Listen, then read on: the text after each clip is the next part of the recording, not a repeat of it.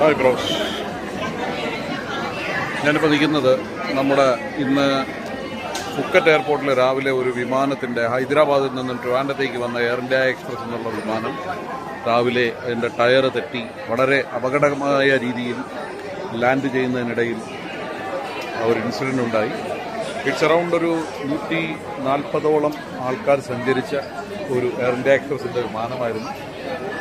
രാവിലെ 11 മണിയോടുകൂടി ആണ് ഈ സംഭവം. ഇതിലുണ്ടായിരുന്ന ആൾക്കാരെല്ലാം ഞങ്ങളുടെ കൂടെ ഞങ്ങളുടെ രാവിലെ കഴിക്കാൻ നേരത്ത് 12 മണിയായപ്പോൾ നമ്മുടെ ഒരു ലഞ്ച് പ്ലേസിൽ എയർപോർട്ടിനടുത്ത് നമ്മൾ ഒത്തുകൂടി ആ അനുഭവങ്ങളൊക്കെ പങ്കുവച്ചു. ഹൈദരാബാദിലുള്ള കുറച്ച് ടീംസ് ഞങ്ങളുടെ ടീംസ് തന്നെ ഉണ്ടായിരുന്നു. അപ്പോൾ ഞങ്ങളിന്ന് റിട്ടേൺ പോകുന്നവരാണ് ഫുക്കറ്റിൽ നിന്ന്.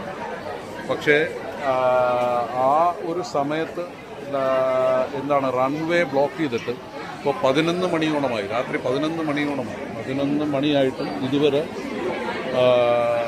Airport complete ബ്ലോക്ക്ഡാണ്. ഇതിനകത്ത് കയറിയവരുടെ ഒരു ദിവസത്തെ ഒരു അനുഭവം തന്നെ നമ്മൾ പറയുകയാണെങ്കിൽ അപ്പോൾ നമ്മുടെ വെടിയിലൊക്കെ ദുബായിലും അതുപോലെ യുദ്ധാന്തരീക്ഷത്തിൻ്റെ ഇതുമായി ബന്ധപ്പെട്ട അബുദാബിയിലും ഒക്കെ അനുഭവിക്കുന്നവരുടെ വേദന എന്ന് മനസ്സിലാക്കണം. കാരണം ഞാനിപ്പോൾ ഒരുപാട് യാത്രകൾ ട്രാവൽ ചെയ്തു. അതിൽ ഒരുപാട് അനുഭവങ്ങളുണ്ട്. പക്ഷേ ഇതും അതിൽപ്പെട്ട ഒരു അനുഭവമാണ്. ഈ അനുഭവം എന്താണെന്ന് വെച്ച് കഴിഞ്ഞാൽ, ഒരു ഗ്ലാസ് വെള്ളം കുടിക്കുന്നതിന് നമുക്ക് ഇവിടെ ഉണ്ടാകുന്ന എമൗണ്ടൊക്കെ നമ്മൾ സ്പെൻഡ് ചെയ്തിട്ടായിരിക്കും ഒരു ടൂറ് ആൾക്കാർ വരുന്നത്. അപ്പോൾ ഇവിടെ നമ്മൾ ഒരു ഗ്ലാസ് വെള്ളം കുടിക്കാമെന്ന് വെച്ച് കഴിഞ്ഞാൽ 120 അല്ലെങ്കിൽ 120 രൂപയാണ്. 120 താഴെപ്പെട്ട, അതായത് 120 എന്ന് പറയുമ്പോൾ ഇൻറ്റു 3 100 200 300 400 രൂപ 500 രൂപ അടുപ്പിച്ച് വെള്ളത്തിന് കൊടുക്കും എയർപോർട്ടിൽ. അതുപോലെ ഓരോ കാര്യത്തിനും അത് വാങ്ങിച്ച് നമ്മൾ കഴിക്കാനുള്ള അവസ്ഥയാണ്. പിന്നെ ഫ്ലൈറ്റിൻ്റെ നിന്ന് നമ്മൾ ഒരു ഗ്ലാസ് വെള്ളമൊക്കെ നമ്മൾ എങ്ങനെയൊക്കെയോ കിട്ടി, ഒരു കുപ്പി വെള്ളവും കിട്ടി. അതുപോലെ ഫുഡ് അറേഞ്ച് ചെയ്ത് നമ്മൾ കിടന്ന ബഹളം ഉണ്ടാക്കി ഓരോ കാര്യങ്ങൾ ചെയ്യുകയാണ്.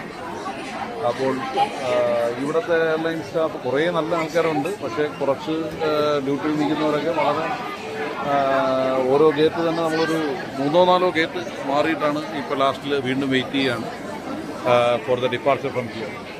സോ നിങ്ങളുടെ അറിവിലേക്കായി, നിങ്ങൾക്ക് അറിവുകൾ മനസ്സിലാക്കാൻ വേണ്ടിയിട്ട് ഇന്ന് 11-ാം തീയതി ഉള്ള ഫ്ലൈറ്റ് ഇവിടുന്ന് പോകുന്നവർ, 12-ാം തീയതിയുള്ള ഫ്ലൈറ്റ് ഫുക്കറ്റിലും അതുപോലെയുള്ള ട്രാവൽ ചെയ്യുന്നവർ വളരെ വളരെ ടൈമിങ്ങൊക്കെ റീചെക്ക് ചെയ്തിട്ട് വേണം യാത്ര തിരിക്കാൻ. കാരണം ഇവിടെ നിന്ന് വരുന്ന നാളെയും മറ്റന്നാളും ഒക്കെ പോകുന്ന ആൾക്കാർ നമ്മളെ, ഇപ്പോൾ ഞാനിവിടെ നിന്ന് തിരിച്ചു പോകുന്നത് ഇന്ന് നാളെ മലേഷ്യ, രാത്രി മലേഷ്യയിലെ എയർലൈൻസ് അവിടെ തന്നിട്ടുള്ളൂ. അത് കഴിഞ്ഞിട്ട് പിന്നെ നെക്സ്റ്റ് ഏത് ഡെസ്റ്റിനേഷൻ കഴിഞ്ഞിട്ടാണ് നമ്മൾ അവിടെ വരിക എന്നുള്ളത് അറിയാൻ പറ്റും.